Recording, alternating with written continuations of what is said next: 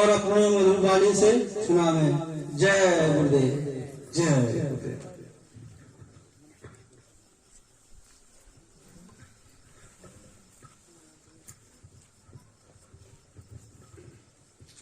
जय गुरुदेव। जय गुरुदेव। जय गुरुदेव। जय गुरुदेव। जय गुरुदेव नाम किसका? प्रभु का। प्रभु का पावन नाम। जय गुरुदेव। बाबा जय गुरुदेव जी महाराज का कहना है, शाकाहारी रहना है। शाकाहारी हो जाओगे, सब बीमारियों से बच जाओगे। क्या खाने से होगी भलाई? साग सब्जी दूध मलाई। हाथ जोड़कर बिने हमारी हो जाए सब शाकाहारी। बाबा जय गुरुदेव जी महाराज की अर्जी है, आगे आपकी मर्जी है। जय गुरुदेव। जय गुरुदेव। शब्द रूप में सर्वत्र विराजमान परम पूज्य स्वामी जी महाराज और उनके उत्तराधिकारी पूज्य श्रद्धेय महाराज जी के चरण कमल में कोटि कोट नमन प्रणाम वंदना करते हुए इस सत्संग समारोह में पधारे हुए सभी सत्संगी प्रेमी भाई बहनों और ग्राम वासियों से हाथ जोड़कर सादर जय गुरुदेव। जय गुरुदेव। सत्संगी प्रेमी भाई बहनों, हम लोगों को ये जो मानव शरीर मिला हुआ है बहुत सौभाग्य से मिला है, और इससे अधिक सौभाग्य की बात यह है कि हम लोगों को इस मानव शरीर में बैठ करके उस प्रभु की महिमा यानी गुणगान सुनने की मिला। इसलिए ये मानव शरीर बहुत अनमोल है, और ये मानव शरीर हम लोगों को कितने दिनों के लिए मिला हुआ है इसके बारे में हम लोगों को नहीं पता, लेकिन जिसने हम लोगों को ये मानव शरीर दिया है, इस मानव शरीर में हम लोगों को कितने दिनों तक रहना है उसको अवश्य मालूम है। देखिए, इस मानव शरीर के बारे में एक बार पंछी राज गरुड़ महात्मा कालभूषण जी से मानव शरीर के बारे में पूछते हैं, कहते हैं प्रथम कहूँ नाथ मत धीरा, सबसे दुर्लभ कौन शरीरा। उन्होंने कहा, हे महात्मा कालभूषण जी, आप मुझे ये बताइए कि इस संसार में सबसे दुर्लभ कौन सा शरीर है। तब महात्मा कालभूषण जी ने जवाब दिया, उन्होंने कहा, यह तन दुर्लभ तुमने पाया, कोटि जन्म जब भटका खाया। उन्होंने कहा, ये जो मानव शरीर है कोटिनों कोट जो भटका खाने के बाद ये शरीर मिला हुआ है। इसलिए ये जो मानव शरीर है बहुत मूल्यवान है। महात्माओं ने कहा, नरतन सम नहीं कौनो देही, जीव चराचर जाचत तेही, नरक स्वर्ग अपवर्ग निसेनी, ज्ञान विराग भगत सुदेनी। यानी कहने का मतलब ये जो नर्तन शरीर है, ये मानव शरीर है, इसके पाने के लिए इस धरती पे जितने चर अचर इतने भी जीव हैं, सब इस मानव शरीर पाने के लिए तरसते हैं।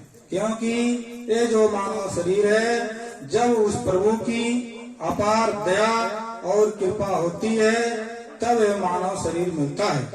इसलिए यह मानव शरीर बहुत मूल्यवान है, और यही मानव शरीर है, अगर इससे हम लोग बुरे खोटे कर्म कर दिए यानी निकृष्ट काम कर दिए तो हम लोग नरक में जाने के भागी बन जाते हैं। लेकिन अगर इसी शरीर से हम लोग अच्छे कर्म कर दिए तो हम लोग स्वर्ग में चले जाते हैं।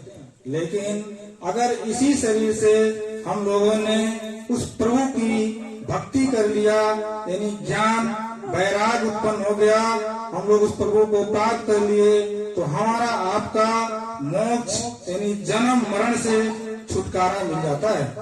गोस्वामी जी ने कहा, बड़े भाग्य मानुष तन पावा, सुर दुर्लभ सब ग्रंथ गावा, साधन धाम मोच कर द्वारा, पाइन जी पर लोग संवारा, सो परत्र दुख पावई, सिर धुन धुनि पछताए, काल कर्म ईश्वरे मिथ्या दोष लगाए। उन्होंने कहा, ये जो मानव शरीर है ये बहुत भाग्य से मिलता है, क्योंकि यही मानव शरीर है जिसको पाने के लिए देवी देवता भी तरसते हैं, क्योंकि मानव शरीर के ही अंदर वो रास्ता है जिस रास्ता के द्वारा हम लोग उस प्रभु को प्राप्त कर सकते हैं। गोस्वामी जी ने कहा, ये जो मानव शरीर है इससे लोक और परलोक हम लोग दोनों बना सकते हैं, लेकिन हम लोग अपने बुरे कर्म के वजह से जब हम लोगों के ऊपर दुख पड़ता है तो हम लोग सिर पीट पीट करके अपने कर्म और भगवान ईश्वर पे दोष लगाते हैं। लेकिन हम लोग अगर अच्छे कर्म करें तो हम लोगों के ऊपर दुख कुछ नहीं पड़ेगा और उस प्रभु की प्राप्ति हो जाएगी और प्रभु को प्राप्त कर सकते हैं। और फिर महात्माओं ने कहा, ये तन कर फल विषय न भाई, स्वर्ग स्वल्प अंत दुखदाई। उन्होंने कहा, ये जो मानव शरीर है इससे आप लोग सिर्फ स्वर्ग की कामना करके आप लोग कर्म ना करें, क्योंकि सिर्फ स्वर्ग की कामना करेंगे तो स्वर्ग का भी समय निश्चित होता है। स्वर्ग में जितने दिन के लिए हम लोगों को मिलेगा उतना दिन ही हम लोग स्वर्ग में रहेंगे। उसके बाद फिर हम लोगों को उसी मानव शरीर में इसी मृत लोक में आना पड़ेगा, क्योंकि इतने देवी देवता जो उस लोक में विराजमान हैं उन लोगों की भी समय पूर्ण होने पर उन लोगों को धरती पे आना पड़ता है। इसलिए ये जो मानव शरीर मिला है हम लोगों को विषय वासनाओं में लिप्त होने के लिए नहीं मिला है। ये मानव शरीर सिर्फ उस प्रभु के भक्ति करने के लिए मिला हुआ है। महात्माओं ने कहा, देह धरे कर यह फल भाई, भज ये राम सब काम ध्याए। उन्होंने कहा, ये जो शरीर हम लोगों को मिला है सिर्फ उस प्रभु की भक्ति करने के लिए मिला हुआ है, क्योंकि जब हम लोग मात गर्भ में उल्टे लटके थे तो उस समय हम लोगों ने उस प्रभु से यही फरियाद किया था, अब प्रभु कृपा करम यही भांति, सब तज भजन करब दिन राती। हम लोगों ने वहाँ यही प्रभु से प्रार्थना किया था कि हे प्रभु हमको जल्दी से मानव शरीर दे दीजिए और यहाँ से बाहर निकाल दीजिए, क्योंकि हमको यहाँ बहुत कष्ट हो रहा है। देखिए महात्माओं ने कहा, जन्मत मरत दुसह दुख होई। साजोबाई ने कहा, सहजो मौत न आइया, अंग अंग दिया तोड़, हिया धरे छाती फटे, उठे पीर घनघोर। महात्माओं ने कहा, जन्मते मरते समय बहुत अधिक दुख यानी असहनीय दुख होता है, क्योंकि उस समय पे हमारे गुरु महाराज कहा करते थे कि 1 लाख बिच्छू एक बार इस शरीर पे डंक मारे उससे अधिक दर्द होता है। इसलिए देखिए जन्मते मरते समय बहुत दुख होता है। तो हम लोग प्रभु से ही फरियाद किए थे कि हे प्रभु हमको बाहर निकाल दीजिए, हमको यहाँ बहुत दुख हो रहा है, बहुत कष्ट हो रहा है, यहाँ से बाहर जाने के बाद सिर्फ आपकी हम भक्ति करेंगे। लेकिन हम लोग जब वहाँ से बाहर आए तो महात्माओं ने कहा, भूमि परत भावर पानी, जन जीवन ही माया लिपटानी। जब हम लोग वहाँ से बाहर आए तो इस काल माया के चक्कर में फंस करके हम लोग इस जीवन में बुरे खोटे कर्म में लग गए, क्योंकि जब हम लोग वहाँ से बाहर आए तो हम लोगों को यहाँ कोई बताने वाला नहीं मिला कि उस प्रभु को आप याद करो। ये जो संसार है ये सपना है, ये माया का जाल है। इसलिए हम लोग बुरे खोटे कर्म करके उस मन माया के चक्कर में फंस के इसी दुनिया में कोटियों कोटि जुगों से हम लोग यहाँ भटका खा रहे हैं। इसीलिए महात्माओं ने कहा, ये जो दुनिया है ये मुसाफिर खाना है, क्योंकि यहाँ जो भी आया है उसको भी एक दिन जाना पड़ेगा। जो आया है वो जाएगा, राजा रंग फकीर, कोई विमान चढ़ चले, कोई जात बधे जंजीर। यानी कहने का मतलब ये है, ये संसार में जितने भी लोग आए हुए हैं सबको एक दिन जाना पड़ेगा, लेकिन अगर अच्छे काम किए रहेंगे तो हम लोगों को उस प्रभु अच्छे रास्ते से यानी विमान से ले जाएंगे। लेकिन अगर हम लोगों ने बुरे खोटे काम कर दिए, निकृष्ट कर्म कर दिए, तो हम लोगों को जमदूत आएंगे और वहाँ से डंडे मार करके घसीटते हुए बड़े बेइज्जती के साथ उस जमराज के कचहरी में ले जाकर के खड़े कर देंगे और वहाँ नरकों में डाल देंगे और जन्मों जन्म तक हम लोग उस नरक में पड़ने पड़ेगा। इसीलिए देखिए, हम लोग का जो मानव शरीर है बहुत मूल्यवान है, इसको व्यर्थ आंख होकर के हम लोग भक्ति भाव में लगाना चाहिए। कबीरदास जी ने कहा है कि रात गंवाए सोर, दिन गंवाए खाए, हीरा जन्म अनमोल था, कौड़ी बदले जाए। हम लोग इस मानव शरीर को रात को सोने में बिता दे रहे हैं और दिन जो है खा करके घूम करके मौज मस्ती में बिता दे रहे हैं। तो इसलिए देखिए, इस मानव शरीर जो हम लोगों को मिला है सिर्फ उस प्रभु की भक्ति करने के लिए मिला है। तो इसलिए हमको आपको चाहिए कि अच्छे महापुरुष की खोज करके अपने जीवात्मा का कल्याण करा लें, नहीं तो ये जीवन व्यर्थ में चला जाएगा। महात्माओं ने कहा, जग सराय दिन चार बसेरा, यानी काहू न काहू केरा। महात्माओं ने कहा, ये जो जग सराय है, ये दुनिया है, एक मुसाफिर खाना है। जिस प्रकार से हम लोग किसी मुसाफिर खाने में जाते हैं, 1-2 दिन 4 दिन रहते हैं, फिर अपने घर वापस चले जाते हैं, इसी प्रकार से ये जो दुनिया है एक प्रकार का सराय खाना है। क्योंकि हम लोग इस संसार में जितने दिन के लिए हम लोगों का सांसों की पूंजी मिला है, उससे अधिक हम इस संसार में नहीं रह पाएंगे। क्योंकि हमसे आपसे पहले भी कितने लोग इस संसार में आए और अपना काते काते यहाँ से चले गए, और इसी प्रकार से एक दिन हम लोग भी अपना काते काते इस संसार को छोड़कर अलविदा हो जाएंगे। इस प्रकार से देखिए, महात्माओं ने कहा, ये जो शरीर है सिर्फ 4 दिन की है। एक होती है बाल अवस्था, दूसरा होता है शिशु अवस्था, तीसरा होता है युवा अवस्था, चौथा होता है बुढ़ापा अवस्था। यानी कहने का मतलब ये जो जिंदगी है 4 अवस्था है। शिशु काल जो होता है वो अज्ञान अवस्था में खेलने कूदने में बीत जाता है, और जो बाल अवस्था आता है तो हम लोग पढ़ाई लिखाई में इधर उधर में व्यतीत कर देते हैं। यानी युवा जो अवस्था आता है तो हम लोग शादी ब्याह में, घर कमाई में, खेती गृहस्थी में बिता देते हैं। अंत समय में बुढ़ापा अवस्था आता है तो कहीं बीमारी पकड़ लिया, कहीं गठिया पकड़ लिया, कहीं कोई बीमारी पकड़ लिया, इसी में हम लोगों का पूरा जीवन एक व्यतीत हो जाता है। तो बताइए, अगर ऐसे हम व्यतीत कर देंगे तो एक दिन ऐसा समय आएगा कि हम लोग इस सभी संसार से छोड़ के जाने का समय आ जाएगा, तो सिर्फ पछतावा के सिवा कुछ बचत नहीं रह जाएगा। इसलिए महात्माओं ने कहा, आछे दिन पाछे गया, किया नार से हेत, अब पछताए हो क्या, जब चिड़िया चुन ले खेत। जब समय निकल जाएगा तो पछताने से कुछ फायदा नहीं मिलेगा। इसलिए समय रहते ही उस महात्मा की खोज करके, प्रभु की प्राप्ति करके अपने जीवन की कल्याण करा लें।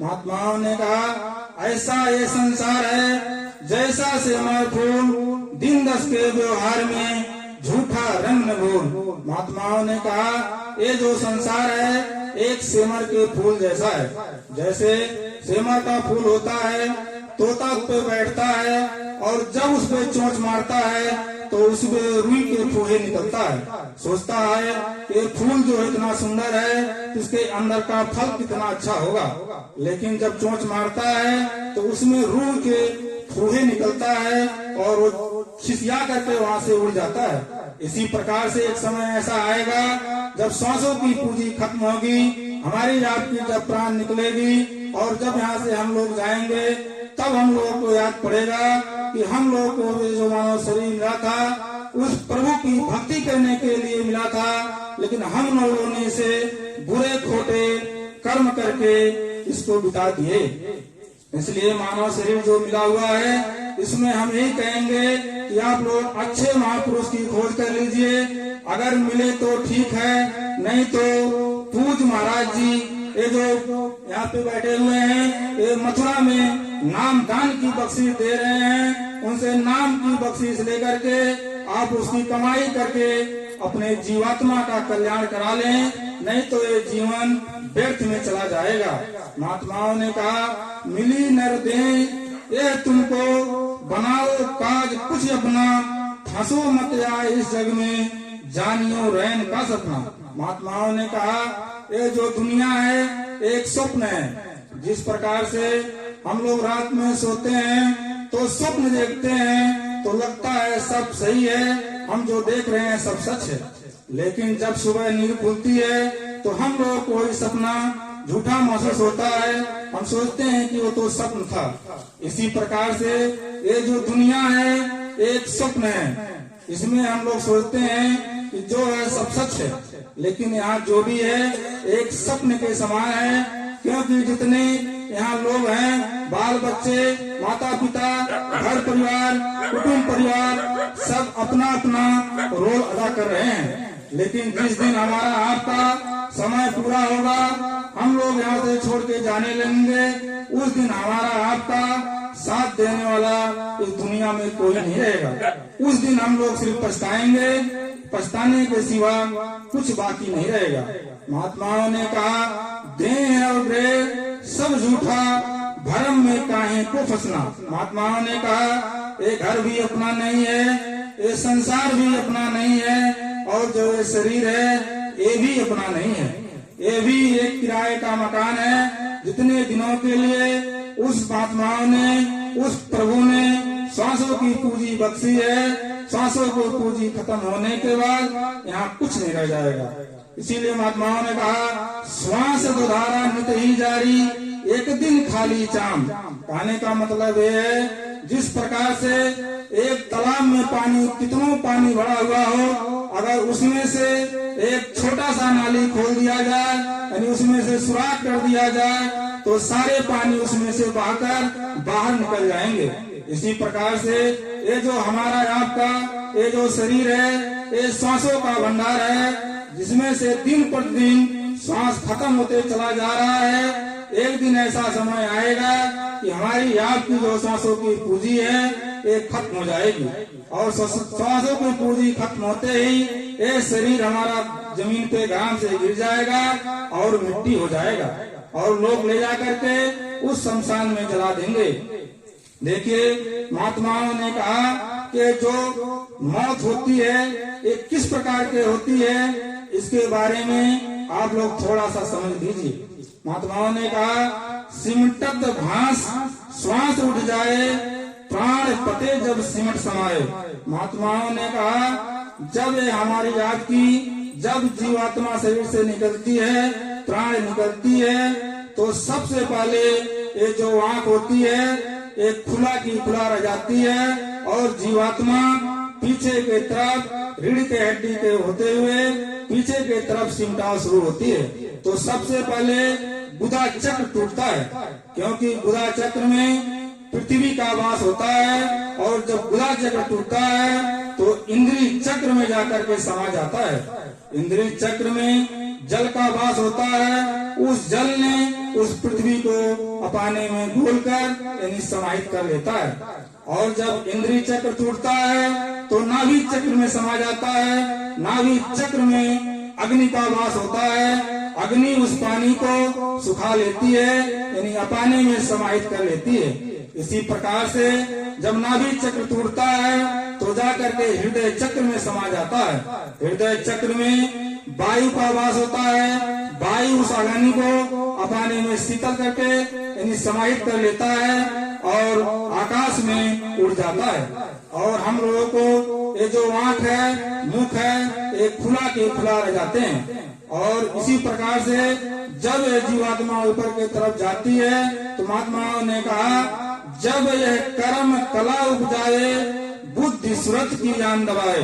महात्माओं ने कहा जब ये जो जीवात्मा है 5 तत्व पृथ्वी जल अग्नि वायु आकाश और 9 इंद्रियों को तोड़ करके जब ऊपर आती है, काल दाढ़ में आन दबानी तब डर के नैनन से पानी। जब ये जीवात्मा ऊपर आती है तब इसके आंख से यानी आंसू निकलते हैं। लोग कुटुंब परिवार वैद्य हकीम सब खड़े रहते हैं और जीव टकटकी लगा करके देखता है। महात्माओं ने कहा कि लगे टकटकी दिखे न भाई, वाह इस समय के करे सहाय। जे जीव टकटकी लगा करके देखता है और इसके आंखों से आंसू टप टप चूता है, लेकिन कोई इसका मददगार नहीं रहता है। सोचता है कि कोई मुझे बचा ले, कोई इस पीड़ा से मुझे मुक्ति दिला दे, लेकिन उस समय उसका कोई बचाने वाला बचावनहार नहीं रहता। और उस सब जमदूत आते हैं, इस शरीर से प्राणों पे डोरी तोड़ करके इस शरीर से जीवात्मा को बाहर निकाल देते हैं। और इस शरीर से जीवात्मा को निकलते ही ये शरीर मिट्टी रहता है और इसको ले जा करके शमशान घाट पे जला देते हैं। और हिंदू भाई आते हैं तो वहाँ तिनका तोड़ देते हैं, कहते हैं जिस प्रकार से एक तिनका टूट गया, इसी प्रकार से तेरा मेरा नाता रिश्ता टूट गया। और मुस्लिम और सिख ईसाई लोग आते हैं तो खाक की मिट्टी उस कब्र में डाल देते हैं और कहते हैं जिस प्रकार से एक खाक की मिट्टी मेरे लिए है, इसी प्रकार से तू मेरे लिए है। फिर देखिए जो मर जाता है उसको कोई याद करने वाला नहीं रहता है।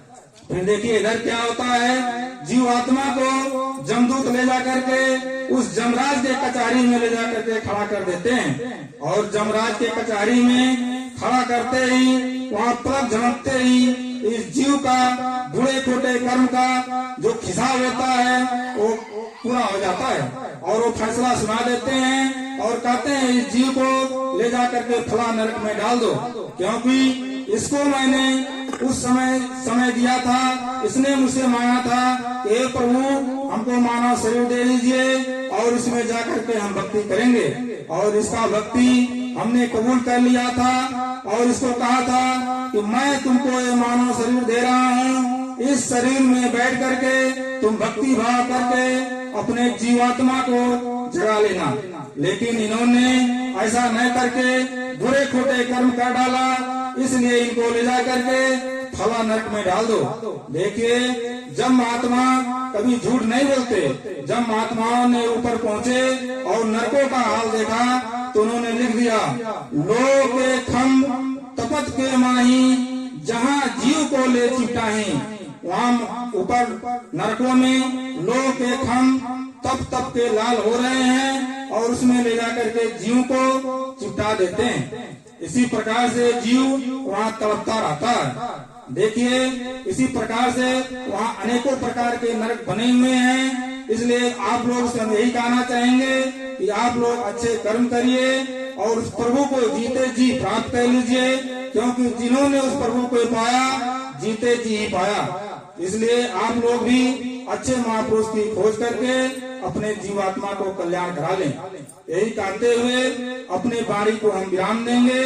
अगर हमारे कहने में किसी को कोई प्रकार की ठेस लगी होगी तो आप हमको क्षमा करेंगे और प्रेम से उस मालिक का नाम लीजिए।